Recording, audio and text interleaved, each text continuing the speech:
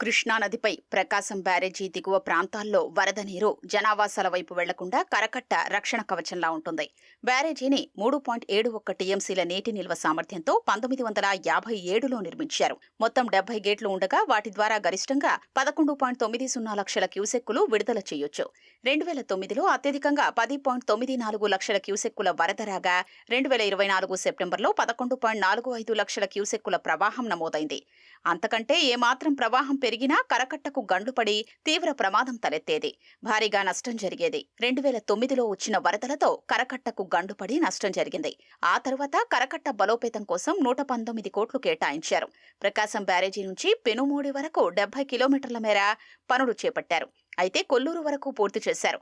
కొల్లూరు, పెదపులివర్రు, దోనిపూడి, పెనుమూడి ప్రాంతాల్లో పనులు జరగలేదు. ఇక్కడ కరకట్ట అత్యంత బలహీనంగా ఉంది. 2024 సెప్టెంబర్లో అత్యధికంగా 11.45 లక్షల క్యూసెక్కుల వరద రావడంతో కరకట్ట ఎక్కడ తెగుతుందోనని ఆందోళన చెందారు. కొల్లిపర మండలం అత్తలూరిపాలెం, కొల్లూరు మండలం కోటిపల్లి, భట్టిప్రోలు మండలం పెదపులివర్రు, తూర్పుపాలెం, రేపల్లె మండలం రావి అనంతవరం, మైనేనివారిపాలెం, రాజుకాల్వ వద్ద కరకట్ట అంచుల వరకు నీరొచ్చింది. వరద వచ్చినప్పుడల్లా నిద్రలేని రాత్రులు గడపాల్సొస్తోందని రైతులు ఆందోళన చెందుతున్నారు.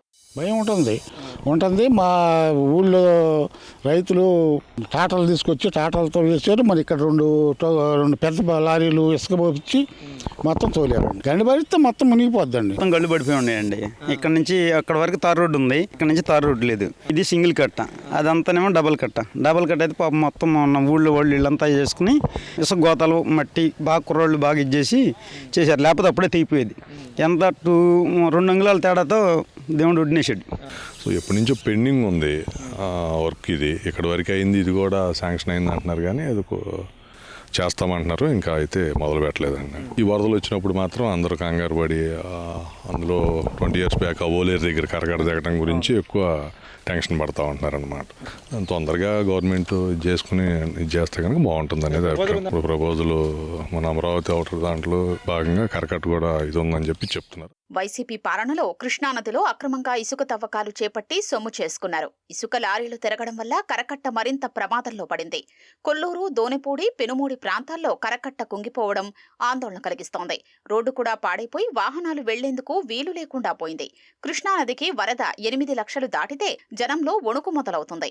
కరకట్ట పటిష్టం కోసం 4,000 కోట్ల అంచనాలతో అధికారులు ప్రతిపాదనలు రూపొందించి ప్రభుత్వానికి పంపారు.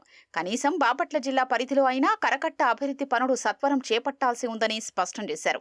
ఇక్కడ ప్రమాద తీవ్రత ఎక్కువగా ఉందని, కరకట్ట ఎత్తు పెంచడం తప్పనిసరని నివేదించారు. కేవలం బాపట్ల జిల్లా పరిధిలో కరకట్ట పటిష్టానికి 789 కోట్లవుతుందని అంచనాగా తెలుస్తోంది. కొల్లూరుతో పాటు భట్టిప్రోలు మండలం, కోళ్లపాలెం నుంచి రేపల్లె మండలం పెనుమూడి వరకు కరకట్ట ఎత్తు పెంచనున్నారు. పెనుమూడి శివారు నుంచి అడవిపాలెం వరకు కట్టను పటిష్టం చేయించి సింగిల్ బీటీ రోడ్డు వెయ్యాలని ప్రతిపాదించారు. అక్కడి నుంచి లంకెవాని దిబ్బ వరకు మెటల్ రోడ్డు నిర్మించేలా నీటిపారుదల శాఖ అధికారులు ప్రణాళికలు తయారు చేశారు. నిధులు మంజూరైన వెంటనే పనులు ప్రారంభించేందుకు సిద్ధంగా ఉన్నారు. గతంలో మేము ఎస్టిమేట్ పెట్టి పంపించామండి. గవర్నమెంట్ దగ్గర ఉంది.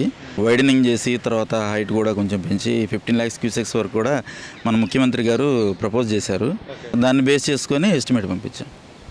కరెక్ట్గా పైదాకా వచ్చింది. కొన్ని ప్లేసెస్లో 1 అడుగు 2 అడుగులు అట్లాగా ఫ్రీ బోర్డు ఉంది. ఈసారి మనకి అంత ఎక్కువ వచ్చినా ప్రాబ్లం లేకుండా ఉండడం కోసమని ముఖ్యమంత్రి గారు చెప్పడం వల్ల మేము ఎస్టిమేట్ పంపించడం జరిగింది. గుంటూరు జిల్లా తాడేపల్లిలోని మహానాడు ప్రాంతంలో రక్షణ గోడ నిర్మాణానికి ఇప్పటికే ప్రభుత్వం ఆమోదం తెలిపింది. 2,940 కోట్లు మంజూరు చేసింది. విజయవాడ కృష్ణలంకలోని రక్షణ గోడ తరహాలో బ్యారేజీ దిగువన కుడివైపున 0.9 కిలోమీటర్ నుంచి 2.6 కిలోమీటర్ వరకు గోడ నిర్మిస్తారు. ఇది పూర్తయితే సుందరయ్య నగర్, మహానాడు ప్రాంతాలకు వరద ముంపు నుంచి ఉపశమనం కలుగుతుంది. ఇక్కడ వెల్లటూరు వరకు ఈ కరకట్ట ఆధునీకరణ పనులు జరిగినప్పటికీ వెల్లటూరు నుంచి మొత్తం సింగిల్ లైన్ కట్ట ఉండడము, అలాగే దాన్ని బలోపేతం చేయకపోవడంతో ఎప్పుడు ఎక్కడ గండి పడుతుందో అన్నటువంటి ఒక ఆందోళన అయితే ఈ ప్రాంత ప్రజల్ని వెన్నాడుతోంది.